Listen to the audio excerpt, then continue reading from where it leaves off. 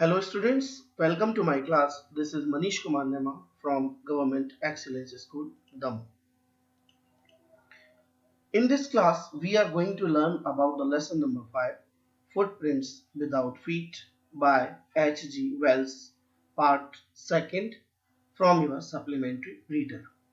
इसके पहले वाले वीडियो में आपने पार्ट फर्स्ट पढ़ा था जिसमें कुछ पैराग्राफ हमने कंप्लीट कर लिए थे।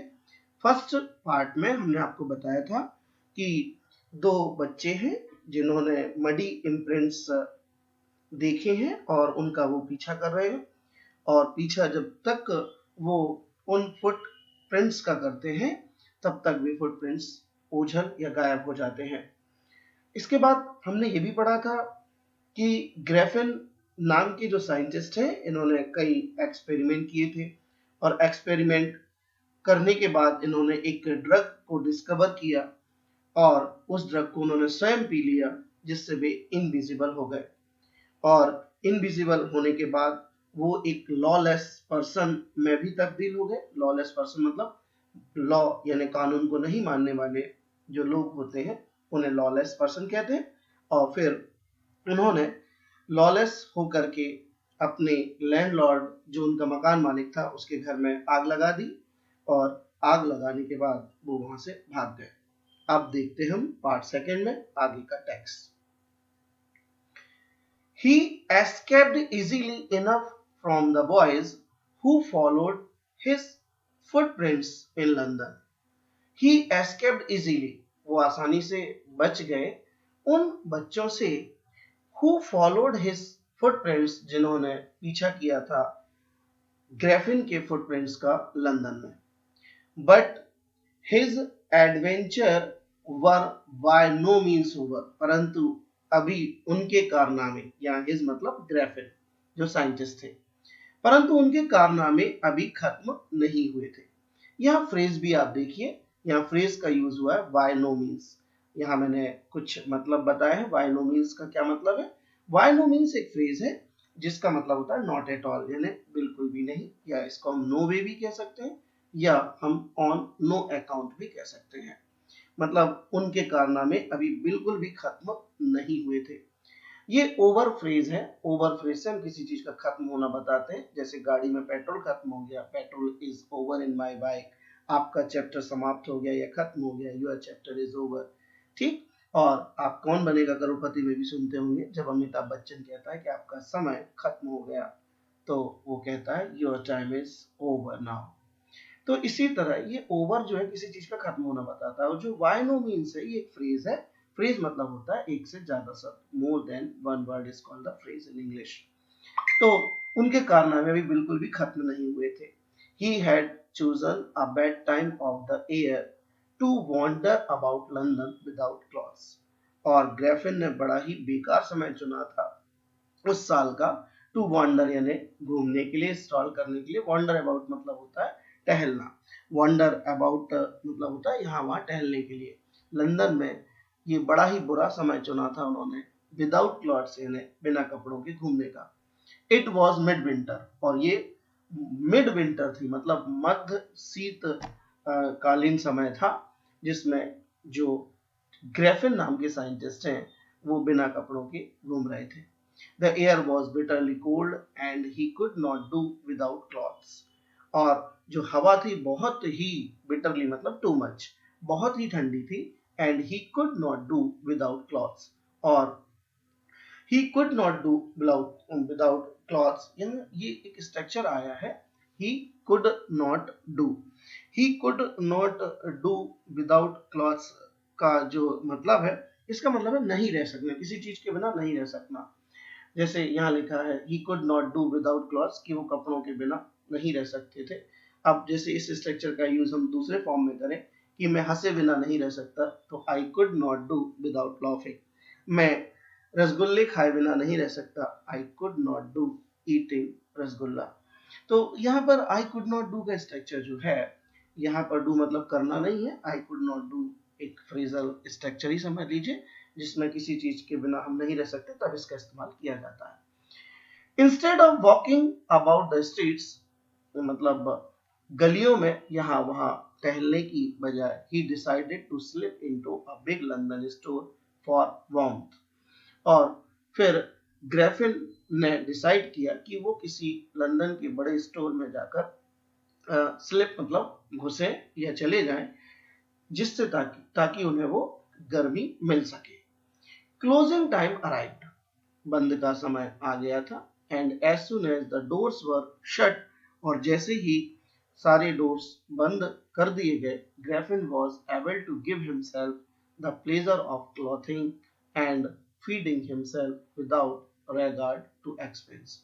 और जैसे ही दुकान के सारे दरवाजे बंद हो गए, Griffin was able to give himself the pleasure of clothing यानी कपड़े पहनने का सुख, और फीडिंग यानी खाने का सुख उन्हें मिला विदाउट रेगार्ड टू एक्सपेंस, बिना खर्च की परवाह किए बिना। मतलब दुकानें बंद हो गई थी, उनसे कोई कुछ मांग नहीं रहा था। यहाँ विदाउट रेगार्ड का मतलब होता है परवाह किए बिना। ये जो आप देख रहे हैं विदाउट रेगार्ड टू एक्सपेंस मतलब बिना खर्च की परवाह किए बिना उन्हें बड़ा कपड़े पहनने का सुख और खाने का सुख मिला। He broke upon open boxes and wrappers and fitted himself out with warm cloths।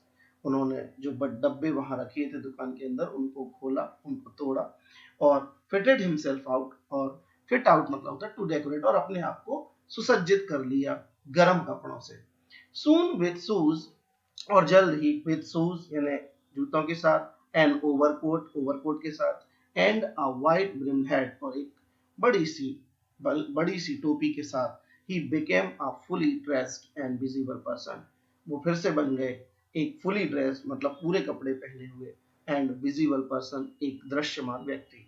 In the kitchen of the restaurant he found cold meat and coffee, और जो किचन था रेस्टोरेंट का, उनमें उनको कोल्ड मीट एंड कॉफी ताजा मांस उन्हें मिला, कॉफी मिली। And he followed up the meal with sweets and wine taken from the grocery stores. और उन्होंने फॉलो मतलब जो यहाँ फॉलो अप का यूज हो रहा है, तो इसका मतलब है कि उन्होंने उस चीज का आनंद उठाया स्वीट्स के साथ, वाइन के साथ, टेकन फ्रॉम द ग्रोसरी जो उस किराना स्टोर से ली गई थी। Finally he settled down to sleep on a pile of quilts, और अंततः ही सेटल डाउन, उन्होंने अपने आप को सेटल कर लिया, सो गए मतलब वो, to sleep on a pile of quilts. यह पाइल का अर्थ देखिए, जब एक के ऊपर एक चीज हम कोई रख देते हैं, जैसे किताबें हैं, ये देखिए क्विल्ट्स मैंने यहाँ पिक्चर लगाई हुई है, तो ये पाइल कहलाती है। और ढेर को इंग्लिश में हीप कहते हैं, HEAP। जैसे अनाज का ढेर है तो हीप ऑफ ग्रेन, कचरे का ढेर है तो हीप ऑफ गार्बेज। तो जो ढेर होता है उसको हम इंग्लिश में हीप कहते हैं, और जो पाइल होता है उसमें हम वस्तुओं को एक के ऊपर एक रखकर जमा देते हैं। तो रजाई को इंग्लिश में कहते हैं क्विल्ट्स, और पाइल कहलाता है वो छल्ली जो हम एक के ऊपर एक रख के सामान की लगा देते हैं। तो ग्रेफिन अब एक रजाई की जो छल्ली सी बनी थी उस पर सो गए। If only Griffin had managed to back up in good time, all might have been well। यह कंडीशनल सेंटेंस का प्रयोग हुआ if से स्टार्ट है। If only Griffin had managed to wake up in the good time, all might have been well। यदि Graafian समय पर उठ गए होते, अच्छे समय पर उठ गए होते, all might have been well, तो सब सही हो जाता। As it was, क्योंकि he did not wake up until the assistants were already arriving next morning। He did not wake up, वो तब तक नहीं उठे जब तक कि उस दुकान के जो असिस्टेंट थे, सहायक थे, दूसरी सुबह आ नहीं गए। When he saw a couple of them, और उनमें से कुछ लोगों को जब ग्रेफिन ने देखा, approaching पहुंचते हुए अपने पास, he panicked and began to run। वो घबरा गए और भागने लगे। They naturally gave chase।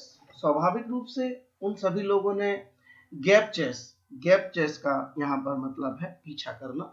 इसको हम फॉलो भी कह सकते हैं, या परस्यू भी कह सकते हैं, या एंस्यू भी कह सकते हैं। चेस यानी होता है पीछा करना। They naturally gave chase, तो उन्होंने स्वाभाविक रूप से उनका पीछा किया ग्रेफिन का। In the end, he was able to escape only by quickly taking off his newly found clothes। और अंत में भी तभी बच पाए जब एक एक करके उन्होंने बहुत जल्दी अपने नए जो कपड़े उन्हें मिले थे उन्हें उतारना शुरू किया। So once more he found himself invisible, और एक बार भी फिर कैसे हो गए, इनविजिबल हो गए, अदृश्य हो गए, बट नेग्ड, परंतु वे बिना कपड़ों के हो गए, उनके शरीर पर कोई भी कपड़ा नहीं था। Naked in the chill January air, और जनवरी की कड़कड़ाती ठंड में एक बार फिर वो नेग्ड हो गए, क्या करने के लिए, इनविजिबल होने के लिए, ताकि वो किसी को दिखाई ना दे। क्योंकि जब तक उनके शरीर पर कोई कपड़ा होता था तो वो विजिबल हुआ करते थे, लेकिन जैसे ही सारे कपड़े निकाल देते थे, वो नेक्ड हो जाते थे, तो उन्हें कोई नहीं देख पाता था। This time he decided to try the stock of a theoretical company in the hope of finding not only clothes but also something that would hide the empty space above his shoulders. अब इस बात को उन्होंने पूरा निश्चय किया, decide किया, तय किया, to try the stock of a theatrical company, कोई नाटकी कंपनी के स्टॉक में जाकर के, इस आशा के साथ कि वहां पर उनको कुछ ऐसे कपड़े मिलेंगे, बट ऑल्सो समथिंग दैट, कुछ ऐसा भी उनको मिल जाएगा, would hide the empty space, जो उनके खाली जो जगह होती है उनके कंधों के ऊपर जो दिखाई देती है, उससे वो उसे छिपा सके।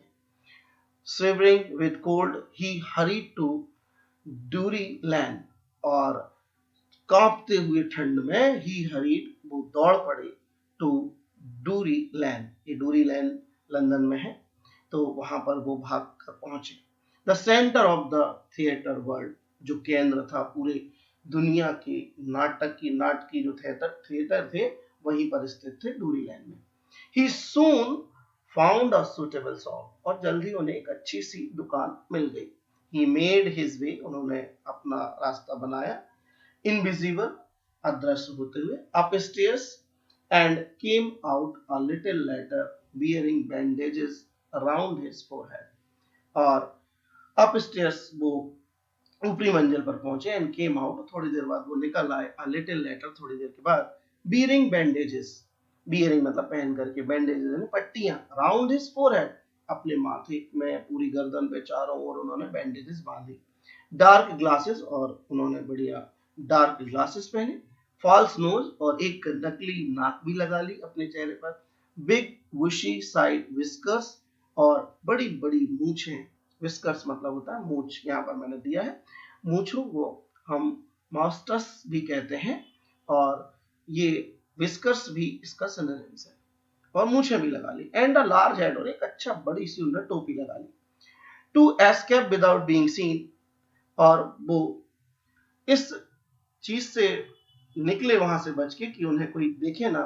ही कॉलसली अटैक्ड, और उन्होंने बड़े ही बेदर्दी से अटैक्ड यानी हमला कर दिया, द शॉपकीपर फ्रॉम बिहाइंड, वो उस दुकानदार के ऊपर जहां से उन्होंने कपड़े अपने पहने थे, थिएटर का शॉपकीपर था जो, फ्रॉम बिहाइंड, पीछे से, after which he robbed him of all the money he could find, और उन्होंने सारा कुछ वो पैसा लूट लिया, और शॉपकीपर के पास जो कुछ उन्हें मिला।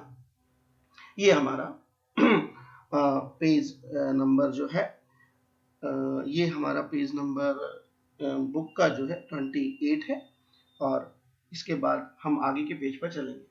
Read and find out. अब आगे के पेज पर चलने से पहले कुछ क्वेश्चंस यहाँ पर आपको बताए जा रहे हैं। Why does Mrs hall find the scientist eccentric? What curious episode occurs in the study? तो क्या वो घटना हुई स्टडी रूम में, वो भी हमें पता चलेगा आगे के पेज पर। What other extraordinary things happen at the in, और इन मतलब सराय, धर्मशाला में कौन कौन सी एक्स्ट्राऑर्डिनरी घटनाएं हुई। चलिए चलते हैं, हम आगे देखते हैं। Eager to get away from crowded London, अब बहुत ही उत्सुक हो गए थे भागने के लिए, फ्रॉम क्राउडेड लंदन, जो भीड़ भरा लंदन का इलाका था, वहां से भागने के लिए बहुत ईगर थे। कौन? ग्रैफिन। He took a train to the blaze of Iping, उन्होंने ट्रेन पकड़ी जो आइपिंग गांव की तरफ जा रही थी। Where he booked, और वो वहां पहुंचे, Where he booked 2 rooms at the local inn, और जाकर के उस गांव में, आइपिंग में, उन्होंने एक लोकल इन मतलब एक सराय और धर्मशाला थी वहां पर, ठीक है, तो वहां 2 रूम बुक किए। The arrival of a stranger at an inn in winter was in any case an unusual event, तो एक अजनबी का आगमन होना सराय में विंटर के समय में वॉज इन एनी केस हर हालत में क्या था, एक अनयूजुअल इवेंट था, बड़ी असामान्य सी घटना लगी कि विंटर के समय पर सराय में कैसे कोई अजनबी आया। A stranger of such uncommon appearance, और एक ऐसा स्ट्रेंजर जो इस प्रकार का असामान्य रूप रखे हुए, वेशभूषा रखे हुए, set all tongues wagging, उसने चर्चा पैदा कर दी। और टंग्स वैगिंग, ये टंग्स वैगिंग शब्द होता है गॉसिपिंग, मतलब लोग एक दूसरे से क्या करने लगे, इंटरेस्ट से चर्चा करने लगे। To talk interestingly to someone, एक दूसरे से, वन अनदर, एक दूसरे से चर्चा करने लगे कि भाई क्या है इतना अपीयरेंस अनकॉमन ये व्यक्ति लिए है।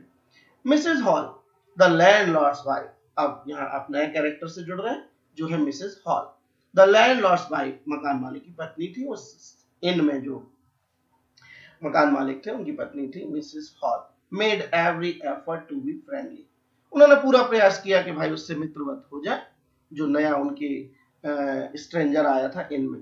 But Griffin had no desire to talk and told her, परंतु ग्रैफिन की कोई भी इच्छा नहीं थी उनसे बात करने की और उनसे कुछ बताने की। My reason for coming to Iping is a desire for solitude, उन्होंने कहा, इन्वर्टेड कॉमा में डायरेक्ट स्पीच है जहां पूरे के पूरे जो आप देख रहे हैं ये इन्वर्टेड शुरू है, इन्वर्टेड यहाँ खत्म है, ये डायरेक्ट जो है ये ग्रैफिन के वर्ड्स हैं। My reason for coming to Iping is a desire for solitude, मेरा आईपिंग आना मेरी इच्छा है कि मैं एकांतवास में रहूं। I don't wish to be disturbed in my work, मैं नहीं चाहता कि कोई मेरे काम में बाधा उत्पन्न करे। बिसाइड्स, इसके अलावा, an accident has affected my face, और मैं ये भी बता दूं कि एक दुर्घटना में मेरा ये जो फेस आप देख रहे हैं बैंडेज से, ये प्रभावित हो गया है। Satisfied that her guest was an eccentric scientist, अब इस बात से संतुष्ट होकर के कि जो उनका मेहमान था वो एक सनकी वैज्ञानिक था, एक्सेंट्रिक का हमने मतलब दिया crazy. And in view of the fact, और in view of the fact, और यह बात देख करके, that he had paid her in advance, कि उसने जो पैसा है वो एडवांस में दे दिया था। Mrs Hall was prepared to excuse his strange habits and irritable temper, Mrs Hall was prepared to excuse, तो मिसेस हॉल सब भूल गई उसकी स्ट्रेंज हैबिट्स को, जो उसकी विचित्र हरकतें थी उनको, और इरिटेबल टेम्पर यानी उसके चिड़चिड़े व्यवहार को भी। But the stolen money did not last long, परंतु जो पैसा ग्रैफिन ने चुराया था, चुराया हुआ पैसा था, डिड नॉट लास्ट लॉन्ग, ज्यादा समय नहीं चला। And presently Griffin had to admit that, और ग्रैफिन को ये मानना पड़ा, that he had no more ready cash, क्या उसके पास पैसा नहीं था। ही प्रिटेंडेड, उसने उस लैंडलॉर्ड्स वाइफ के सामने, मतलब मिसेस हॉल के सामने, प्रिटेंडेड यानी दिखावा किया, हाउएवर, हालांकि, that he was expecting a cheque to arrive at any moment, उसे लग रहा था कि कोई चेक है मेरा जो जल्दी आने वाला है, मतलब उसने ऐसा दिखावा किया लैंडलॉर्ड वाइफ यानी मिसेस हॉल के सामने कि जल्दी उसे एक चेक मिलने वाला है। Shortly afterwards a curious episode offered, तभी अचानक एक बड़ा ही क्यूरियस एपिसोड यानी बड़ी ही विचित्र घटना हुई। Very early in the morning a clergyman and his wife were awakened by noises, बहुत जल्दी सुबह क्लर्जीमैन, क्लर्जीमैन यहाँ पर मैंने दिया है, ये चर्च के प्रीस्ट होते हैं जो फादर भी कहलाते हैं। तो क्लर्जीमैन एंड हिज वाइफ, और उनकी पत्नी, वर अवेकन्ड बाय नॉइजेस, वो जाग गए कि कुछ शोर हुआ उससे। इन द स्टडी रूम में, क्रीपिंग डाउन स्टेयर, धीरे धीरे वो सीने पर से उतरे। दे heard the chink of money, और उन्होंने सुनी खनखनाहट पैसों की। बीइंग टेकन, ऐसे जैसे ले जा रहा है, कोई ले जा रहा हो, फ्रॉम द क्लर्जीमैन्स डेस्क, जो डेस्क थी क्लर्जीमैन की, उस डेस्क से चुरा करके। विदाउट मेकिंग एनी नॉइज, बिना कोई शोर किए, and with a poker grabbed firmly in his hand, और अपने हाथ में एक पोकर, पोकर एक छड़ होती है जिससे आग को ऊपर नीचे किया जाता है जनरली, तो पॉकर लेकर के जिसे बड़े ग्रैप्ड करके फर्मली पकड़ा हुआ था इन हिज हैंड उन्होंने, the clergyman flung open the door, clergyman ने मतलब बहुत तेजी से दरवाजा खोला और कहा सरेंडर। और क्या कहा उन्होंने कि जो भी है सरेंडर कर दो। सरेंडर मतलब समर्पण कर दो। आगे देखिए, देन टू हिज अमेजमेंट, वह चौंक जाता है यह देखकर, he realise that the room appear to be empty, उसे पता चला यह देखकर वो चौंक जाता है कि रूम तो पूरा खाली है। He and his wife looked under the desk, उसने और उसकी पत्नी ने डेस्क के नीचे देखा, एंड बिहाइंड द कर्टन्स, और पर्दों के पीछे देखा, and even up the chimney, और चिमनी के ऊपर भी देखा। There was not sign of anybody, परंतु वहां किसी का कोई चिन्ह ही नहीं समझ में आ रहा था। Yet the desk had been open, फिर भी ऐसा समझ में आया कि the desk had been open, यानी जो डेस्क थी वो खोली गई थी, and the house keeping money was missing, और हाउस कीपिंग मनी वहां से गायब था। हाउस कीपिंग मनी कहलाता है वो पैसा जो घर के खर्च को चलाने के लिए लोग ऊपर रखे रहते हैं। Extraordinary affairs, the clergyman kept saying for the rest of the day. बड़ी अनोखी घटना है। The clergyman kept saying, कहता रहा दिन भर, for the rest of the day, पूरे दिन कहता रहा लोगों से, बड़ी ही विचित्र और अनोखी घटना हो गई भैया हमारे साथ।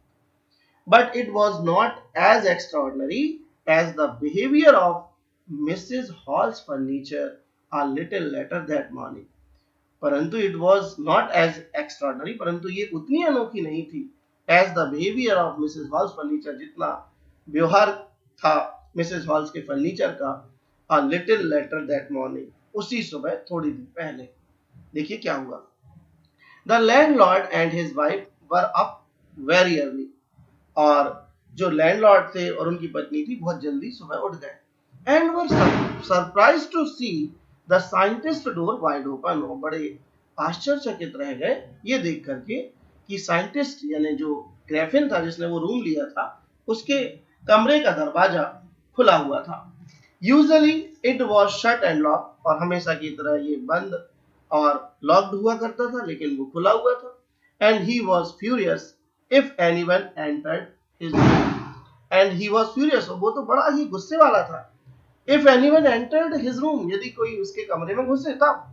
The opportunity seemed too good to be missed, और जो अवसर था सीम्ड ऐसा प्रतीत हुआ, too good to be missed, इतना अच्छा था कि उसे मिस नहीं किया जा सकता था। दे पीप्ड अराउंड द डोर, उन्होंने दरवाजे से झांक कर देखा। सा नोबडी, उन्हें कोई दिखाई नहीं दिया। एंड डिसाइडेड टू इन्वेस्टिगेट, उन्होंने तय किया कि आप अपन देखते हैं, जांच करते हैं कि अंदर कौन। The bed clothes were cold, जो कपड़े बिछे हुए थे बिस्तर पर वो ठंडे थे। Showing that the scientist must have been up for some time, ये दिखा रहा था कि जो साइंटिस्ट था वो थोड़ी देर पहले उठा होगा। And stranger still the clothes and bandages that he always wore were lying about the room, and stranger still the clothes, और वो कपड़े, एंड बैंडेजेस, और वो पट्टियां जो वो लपेटे रखता था सिर के ऊपर, दैट ही ऑलवेज वो जो हमेशा पहनता था, वर लेइंग, वो पड़ी हुई थी, अबाउट द रूम, यानी कमरे में यहाँ वहां। All of sudden Mrs Hall heard a sniff close to her ear, तभी मिसेस हॉल ने एक स्निफ, स्निफ का अर्थ यहाँ भनक, मतलब छोटी सी आवाज उनके कानों के पास पहुंची। A moment later, the hat on the bedpost leaped up and dashed itself into her face. और तभी एक क्षण में एक टोपी जो थी on the bed post, bed post होते हैं जो हमारे चारपाई या पलंग होते हैं उसमें जो पाए लगे रहते हैं, उस पर एक हैट टंगा हुआ था। लीप्ड अप, वो वहां से आया, एंड डैश्ड, और डायरेक्ट लगा, इटसेल्फ इनटू हर फेस, किसके फेस पर? मिसेस हॉल के फेस पर। Then the bedroom chair became alive, और जो बेडरूम में चेयर रखी थी वो जिंदा सी हो गई, alive मतलब जीवित सी हो गई। Springing into the air, it charged straight at her legs foremost, और उछलती हुई हवा में वो आई, it charged straight, और सीधी आकर के उनके जो पैर थे, सामने वाले पैर थे जो कुर्सी के, वो आके लगे मिसेस हॉल को। As she and her husband turn away in terror, और जैसे ही बड़े डर करके वह और उनके जो पति थे वो मुड़े, द एक्स्ट्रा ऑर्डिनरी चेयर, और वो अनोखी जो कुर्सी थी, पुश्ड देम, उन दोनों को धक्का दे दिया, बोथ यानी दोनों को, आउट ऑफ द रूम, कमरे से बाहर, and then appeared to slam and lock the door after them, and then appeared to slam and lock the door after them, और दरवाजा स्लैम मतलब होता है दरवाजे को भड़क कर बंद करना, जोर से बंद करना, वो होता है स्लैम। ठीक है, तो जम करके जोर से दरवाजा भड़क कर बंद हो गया, and lock the door after them, और उनके बाद उन्होंने देखा कि डोर जो था कमरे का वो भी बंद हो गया। यहाँ वर्ड जो हिस्टेरिक आया है वो हम आगे वाले